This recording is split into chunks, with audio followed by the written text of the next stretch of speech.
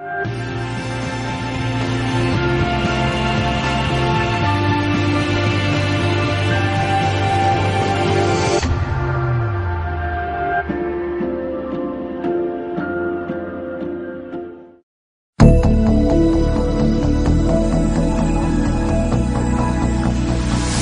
noni has been used for thousands of years in French Polynesia, only in the last decade has it been available to consumers everywhere.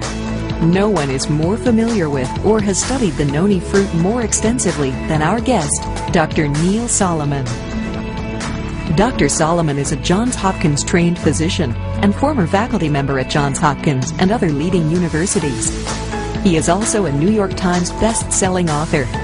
He was Maryland's first Secretary of Health and Mental Hygiene, has served as chair of 4 gubernatorial commissions, and has acted as health advisor to presidents and governors. For 18 years, he wrote a globally syndicated health advice column for the Los Angeles Times Syndicate. Currently, Dr. Solomon works as a global nutritional consultant, serving corporations and non-government organizations of the United Nations, such as the International Council of Caring Communities and the Communications Coordination Committee of the United Nations. Dr. Solomon has been studying noni for nearly a decade, and his books on noni have sold over 1 million copies in the U.S. alone. Please join me in welcoming Dr. Neil Solomon.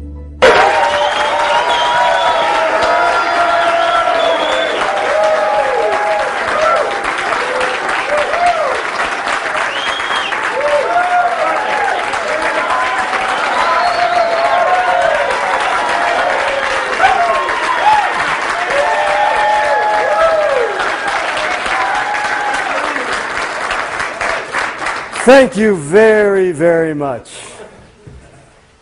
It is a pleasure to be here. You are a beautiful group. You are truly a beautiful group.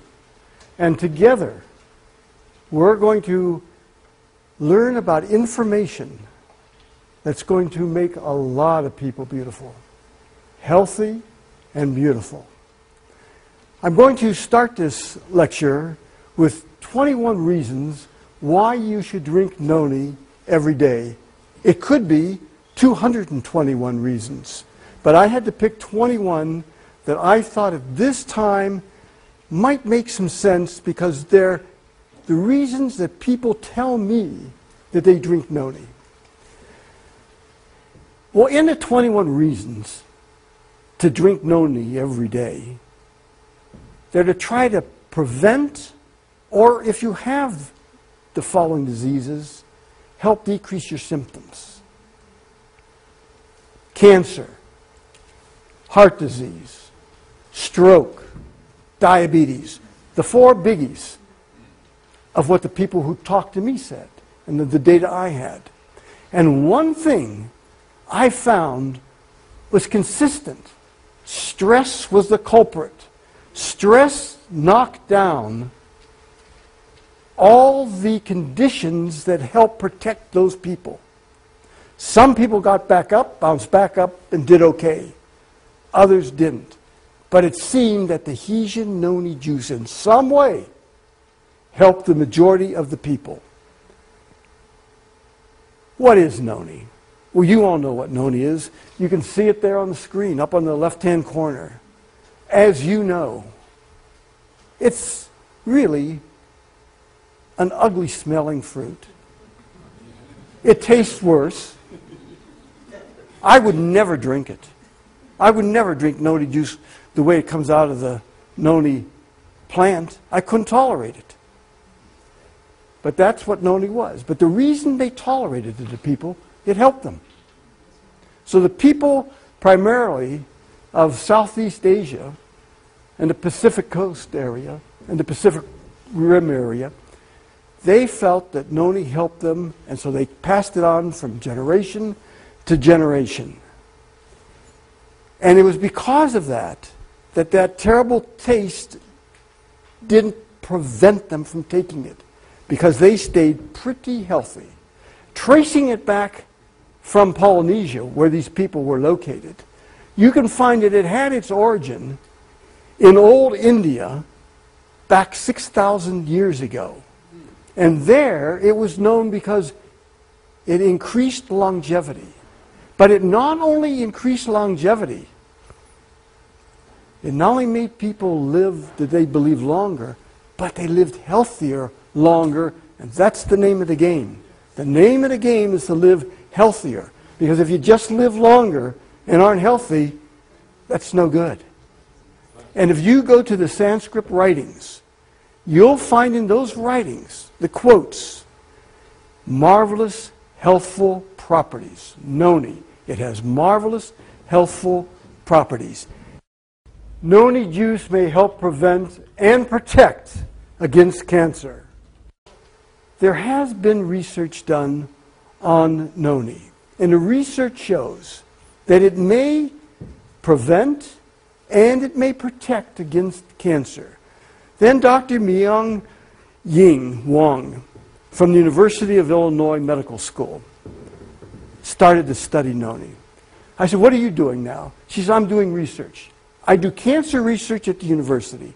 I said, how do you do your research? She said, well, what I do is I have animals and I give them cancer, and then I give them different drugs to see which ones will decrease the cancer and which ones will allow the animals to live longer. I said, I got a great idea.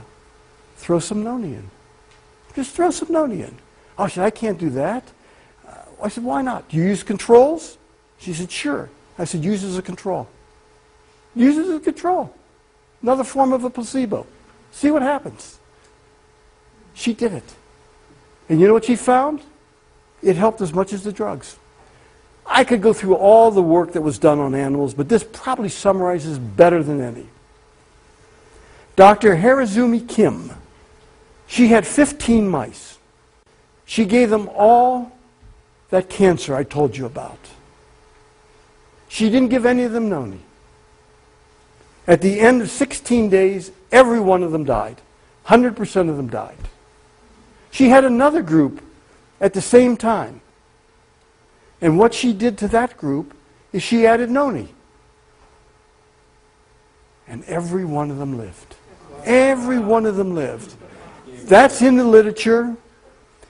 I gave you the reference there in Pharmacology, December 1997. She also presented this. This was presented at the American Association of Cancer Research. This is for real stuff. Do I say that noni cures cancer? No. Noni does not cure cancer. But I believe noni helps in people who have cancer, and I believe that the side effects are minimal to none. So what do you have to lose by taking it? Noni juice may help with arthritis. There's no doubt in my mind that it certainly can decrease the symptoms of arthritis. Now, before noni came along, people were using mainly aspirin and ibuprofen. But the problem with aspirin and ibuprofen is they can chew up your gastrointestinal tract. They can give you ulcers. Now recent data shows that they can raise your blood pressure and give you hypertension. 50% of all people who take aspirin or ibuprofen in some way or another have GI symptoms. Of those who take noni, and 1,675 took it, 78% said it helped their arthritic symptoms. And it helped their arthritic symptoms without the GI problems, without causing them to have ulcers. Noni juice may help decrease heart symptoms. Now, what causes heart problems? There are lots of different things that cause heart problems, but we're going to talk about three things that nobody argues about. One, you can get a clot. The clot can block your coronary artery. If it blocks your coronary artery, nothing can get through. Blood can't get through. It has oxygen and nutrients, and so it's beyond the coronary artery. The other side of it, where there's no blood, that tissue dies. When that tissue dies, that's called a myocardial infarction. And that just means, infarction means death. Myocardium is the muscle of the heart, and that's what you have. That then labels you as having coronary heart disease, which is CHD. So when you see CHD, that's coronary heart disease. Most of it was due to the clot, secondary myocardial infarction, and then coronary artery disease.